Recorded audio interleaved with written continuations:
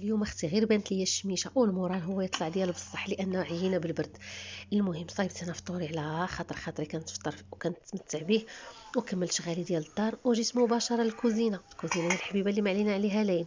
سلقت ما خضيره وغادي نوريكم هاد الكفته كيفاش كنديرها بهاد الطريقه كي كتجي البنات خطيره بهاد البهارات هادو ديال المشاوي. خذوهم من عند الباكستان ولا الاسراك راهم زوينين بزاف.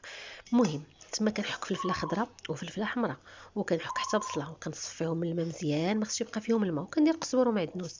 صافي كندير زويته بلديه ونضيف دوك البهارات ونضيف لهم غير الملحه. اللي بغى يزيد شويه التحميره باش تعطيكم اللون زيدوها باش دغيا كتحمر وكتبان زوينه، اللي ما بغاش ما يضيفهاش.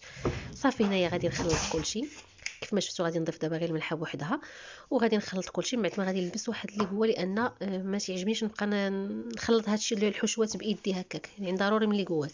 مع العلم ان الايد ديما راه مغسوله وكلشي، ولكن المهم كتبقى كل واحد وكيف كيرتاح يخدم. صافي من بعد غادي نخلطها وكلشي وغادي نخليها بحال كنقولوا ترقد غير واحد شويه، وغادي نقادها في هذوك القطبان. وصافي هنا الشلاضه غادي نديرها في هذا الطبسيل هذا. غادي نفرش انواع الخس هنايا، واحد الشلاضه اللي هي ساهله بزاف، غير خضيره مسلوقه. والرز حتى هو اللي مديره فيه القوق مع الكورنيشون. صافي القلب ديال القوق ماشي القوق كامل، كتجي بنينه ومحمضه ومع البصله محمضه حتى هي كتجي زوينه زوينه. صافي هنايا درتهم كاملين تمايا في داك الطبسيل، يعني هي شلاضه يعني بسيطه بزاف بزاف.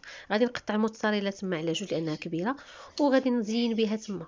صافي الغديوه كانت اختي واجده ساهله ماهله صحيه ما فيها حتى شي حاجه. درت ديك لا مارينات فيها غير زيت العود مع شويه ديال البزار وشويه ديال الخل ومليحه.